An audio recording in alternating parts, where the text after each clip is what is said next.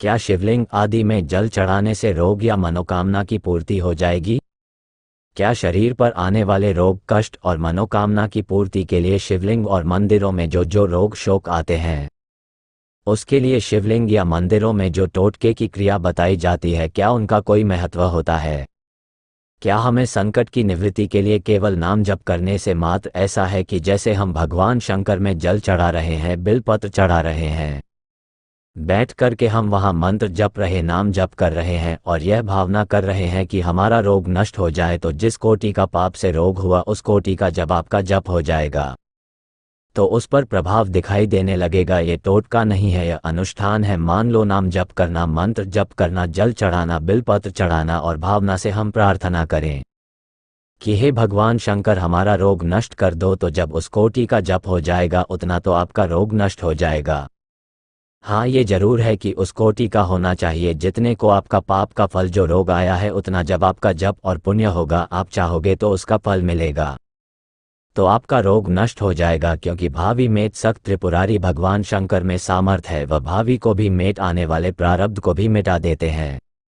तो बड़ी सामर्थ्य करुणा शंकर भगवान में, तो आप ऐसा कर सकते हैं, शिवलिंग में जाकर जल चढ़ाना, बैठ करके बिलपत्र चढ़ाना, बैठ करके नाम कीर्तन करना, नाम जप करना, तो उससे उसका फल या मांगना कि हमें निरोग कर दो, तो जितना पाप है उससे जब बढ़कर नाम जप हो जाएगा तो आपका रोग नष्ट हो जाएगा। ऐसा इसे टोटका नहीं कहते, इसको आराधना कहते हैं।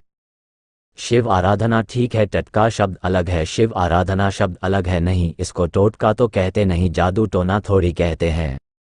ये तो शिव आराधना के अंतर्गत है। आपको टटका लगता है क्या महाराज जी? हम पूजा मंदिर में अगर कुछ और बताया जाता कि ये पूजा कराओ, आपके मनोकामना पूरी कराओ वाली नहीं हम कह रहे, करने वाली कह रहे हैं, करा वाले में तो फिर अलग हो सकता है कि भाई इतनी दक्षी ला दो, ऐसा करो वैसा, उस पर हम नहीं जाते हैं, हम आपके करने से कह रहे हैं।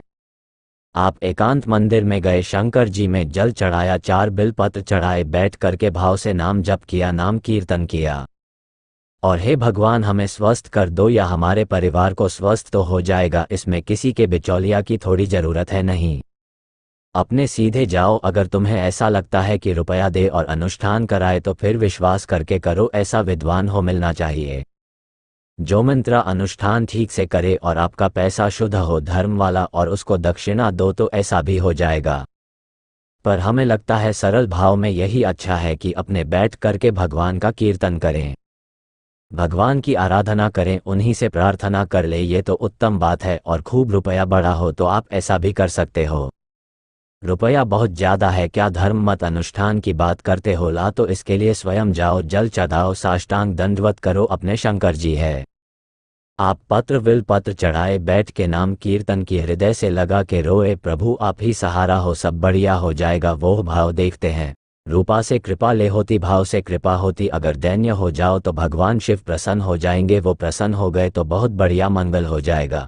इसीलिए आप शंकर जी पर जल चढ़ाकर और मंत्र जाप कर सकते हैं, ये कोई टोटका नहीं है। आप शिव जी की साधना करें, उपाय करें, सब समस्याएं ठीक हो जाएंगी। राधे राधे।